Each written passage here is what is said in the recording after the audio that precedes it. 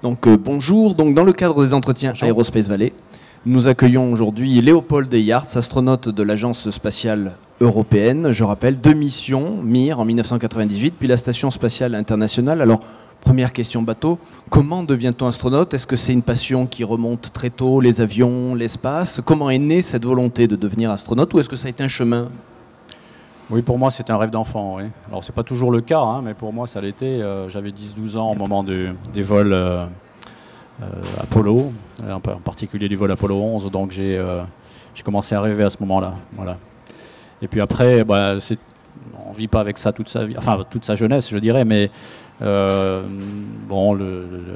c'est resté dans un coin de mon cerveau et j'ai eu une carrière professionnelle qui m'a permis de pouvoir postuler le jour où l'occasion s'est présentée. Oui.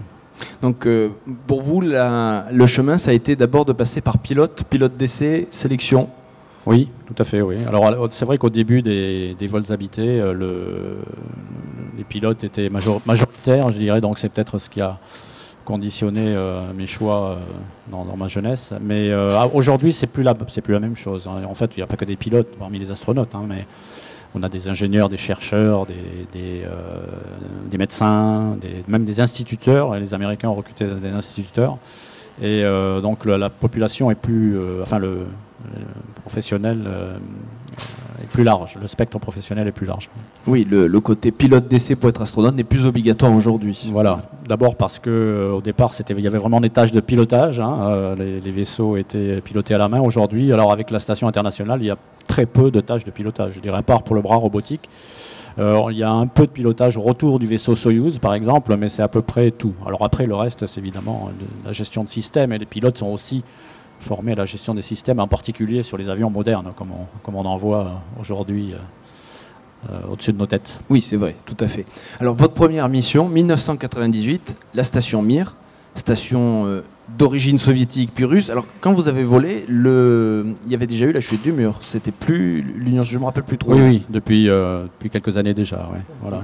Mais ma première sélection s'est faite en Union soviétique. Ouais, en Union soviétique. En 1990, lorsque on avait terminé les sélections du CNES à Moscou. Et est-ce que vous avez senti justement une différence dans l'ambiance, dans l'entraînement entre quand c'était l'Union soviétique et la Russie, ou finalement est-ce que les procédures restaient les mêmes, les exigences de confidentialité, etc. Est-ce qu'il y a eu des changements ou pas?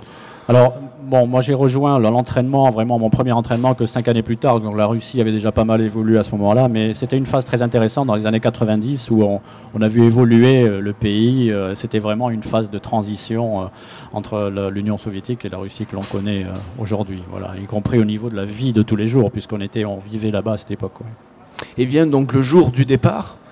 Donc c'est le rêve qui s'accomplit pour tout astronaute, la sélection, l'entraînement, on décolle. À ce moment-là, est-ce qu'on est concentré sur sa mission ou est-ce qu'on est dans un rêve? Comment ça se passe finalement? Parce qu'il y a beaucoup d'émotions qui doivent venir, ou est-ce qu'au contraire on est extrêmement calme et on réalise un petit peu après?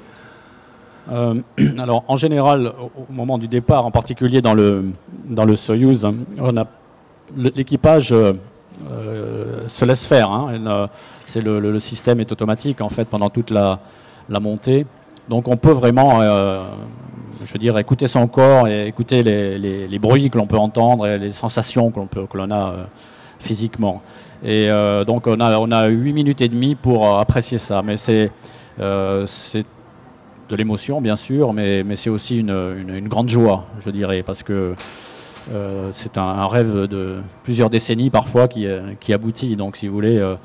c'est toujours dans l'émotion, je dirais, maîtrisée, parce que on sait qu'on peut avoir de temps en temps des actions à faire en cas de problème, par exemple, mais avec une grande émotion et une grande joie en même temps.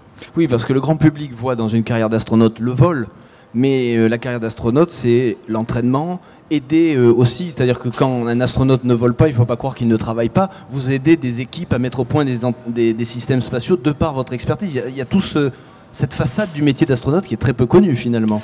Oui, bien sûr, parce que le vol, c'est qu'une partie, ça arrive de temps en temps. Bon, moi, j'ai fait 2 missions en 25 ans de carrière spatiale, donc c'est évidemment que c'est pas énorme. Mais par contre, oui, alors il y a l'entraînement, bien sûr, en particulier pour la station internationale. Moi, je me suis entraîné pendant presque 4 ans avant la mission Columbus.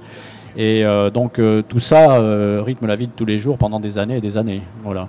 Et en même temps, lorsqu'on n'est pas affecté à une mission, bien sûr, on fait profiter notre expérience ou de nos compétences pour aider les missions qui suivent ou les projets, les équipements nouveaux, expériences nouvelles qui se développent pour les missions futures.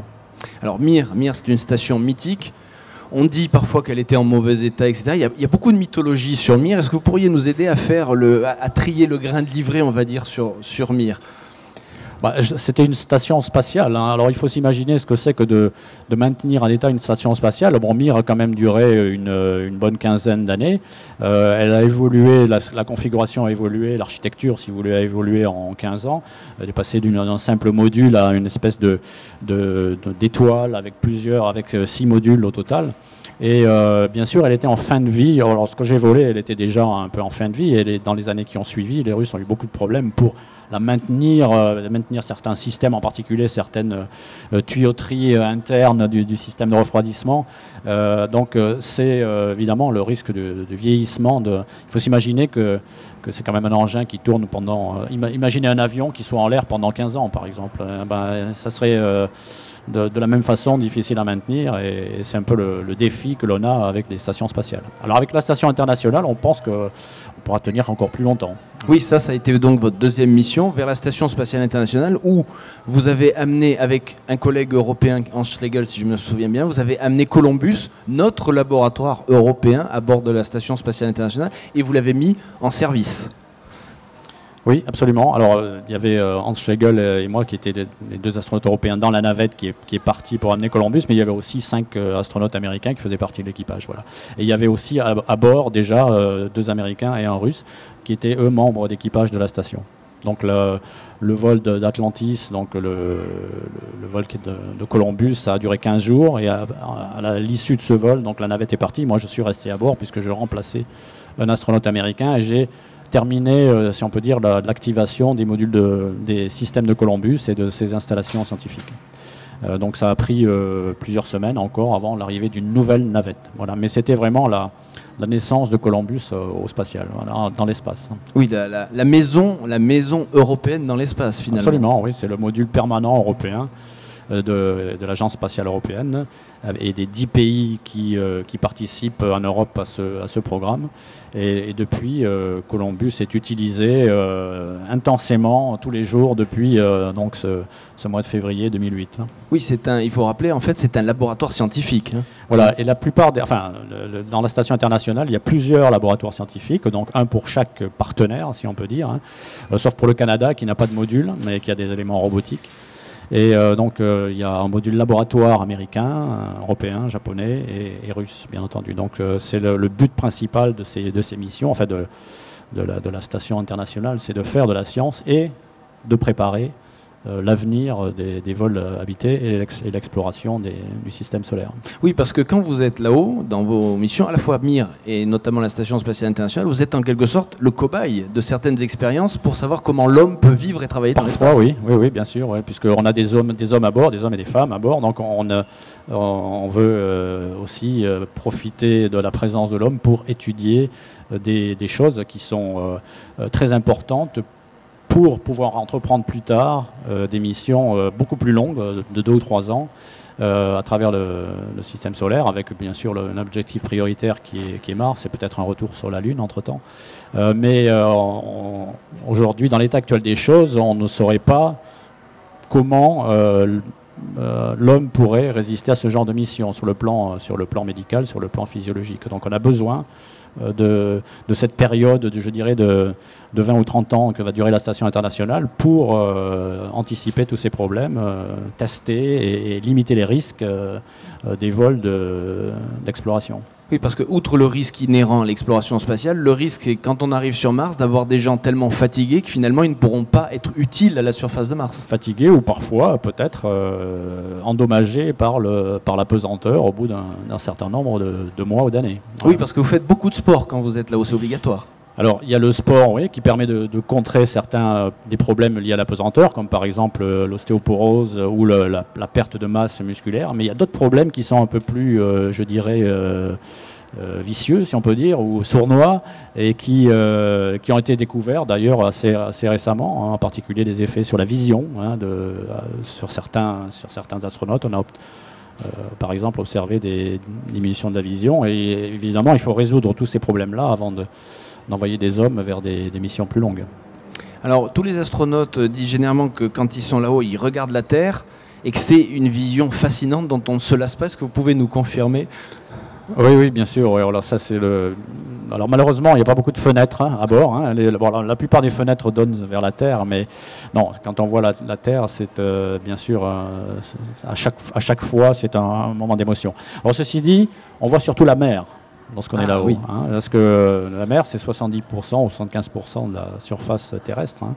Et donc, on voit en permanence, je dirais, ou pratiquement tout le temps, du bleu et du blanc, parce qu'il y a aussi des nuages. Et donc lorsqu'on voit la Terre, lorsqu'on voit un continent, là c'est toujours un moment d'émotion, ouais, bien sûr. Alors vous avez vécu avec des Russes, des Américains, dans votre mission dans l'ISS, donc un équipage international, il y avait un Allemand avec vous, bon un Européen. La langue parlée c'est quoi? C'est l'anglais, c'est un mélange de russe, d'anglais?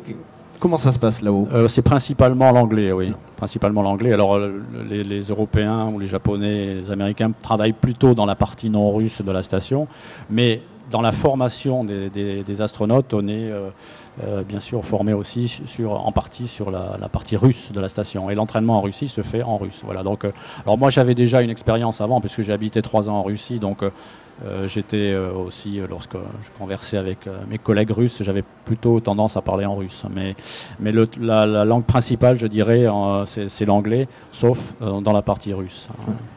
Alors pour montrer que ça reste quand même une aventure humaine, que les gens qui vont là-haut ne sont pas des surhommes, hein, désolé. Non, il n'y a pas à être désolé, c'est la vérité. Je prends la citation de Jean-Pierre Ignoret qui m'avait dit « Nous ne sommes pas des surhommes parce que si on n'envoie que des surhommes là-haut, ça n'a aucun intérêt d'aller dans l'espace. » Bien sûr. Et je suis surpris, enfin pas surpris, je trouve c'est très touchant. Les astronautes ont des, on va dire, parfois des petites manies. Par exemple, chez les Russes, il y a un portrait de Gagarine et Korolev. Korolev, le grand scientifique, a mis au point la fusée qui s'appelle aujourd'hui Soyouz. Il y a un portrait de Gagarine. Il y a une vierge aussi, puisque c'est très important en Russie. Aux États-Unis, ils aiment beaucoup mettre les fanions de leurs universités. Par exemple, ils mettent les autocollants de leurs missions. Vous, par exemple, est-ce que vous avez amené quelque chose, un petit emblème? Je crois que dans Columbus, on remerciait les équipes. Quelque part, il y a une plaque, je crois. Oui, elles y sont toujours d'ailleurs à l'entrée du module Columbus, sur le sol, si on peut dire. Hein. Il y a deux plaques qui sont en fait des panneaux pour couvrir des systèmes de Columbus, et sur lesquels se trouve sur un fond doré le nom je dirais, des principaux ingénieurs qui ont contribué au développement du module. Voilà, et donc c'est normal que les astronautes sont bien sûr, c'est le bout de la chaîne, hein, c'est ceux qui sont le plus en vue par rapport, je dirais, au public, mais l'essentiel du travail se fait au sol.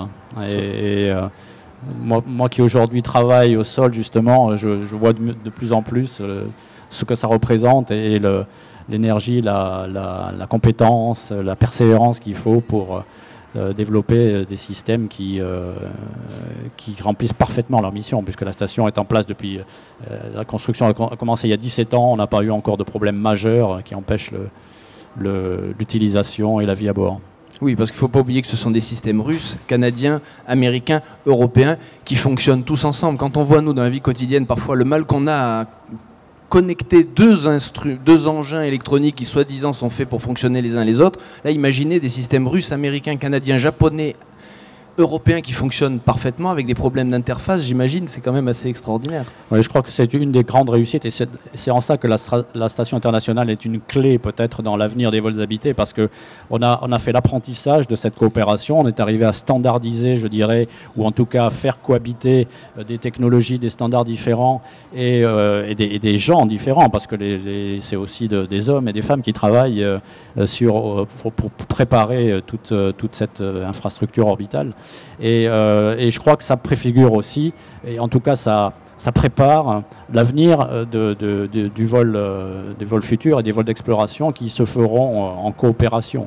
Et chacun amènera son expérience, sa compétence, et le fait de pouvoir compter sur différents partenaires, ça amènera aussi une redondance qui permettra à certains moments de sauver le système, comme ça a été le cas pour la station internationale. Lorsqu'il y a eu l'accident de la navette Columbia, la navette ne pouvait plus desservir la station pendant plusieurs années, et c'est grâce aux moyens russes que la station a pu rester en vie jusqu'à temps que la navette puisse repartir. Oui, donc le retour vers la Lune et Mars se fera forcément, ce seront des missions internationales à l'image de la station. Oui, j'en doute pas. N'en doutez pas. Et n'oublions pas, donc là-haut ils sont 6, c'est l'équipage, on va dire, nominal. En ce moment ils sont 3 parce qu'il y a une rotation d'équipage, mais votre équipe au sol, comme vous l'avez si bien dit, c'est 100 000 personnes, je crois, pour la Station Spatiale Internationale, entre tous les pays en gros. Entre tous les partenaires, les pays qui participent d'une façon plus ou moins directe, oui, ça doit être de cet ordre-là, je pense. Et vous, astronaute, vous les considérez comme faisant partie de l'équipage, finalement? Absolument, de l'équipage de ces 100 000 dont on parle, oui, bien sûr. Oui. Et c'est une équipe de gens qui ont des rêves et des objectifs communs et qui sont prêts à donner le meilleur d'eux-mêmes pour que le programme soit un succès, quelle que soit leur origine ou leur pays d'origine. Voilà, merci beaucoup. On a vu un peu les vols habités aujourd'hui. On voit cet esprit d'équipe qui anime la Station Spatiale Internationale. Il n'y a pas là-haut que 6 personnes, il y a 100 000 personnes de dizaines de pays. C'est donc une très belle construction. C'est l'avenir de l'humanité, il n'y a pas à en douter. Merci beaucoup Léopold Eyarts, merci à vous, astronaute de l'Agence Spatiale Européenne.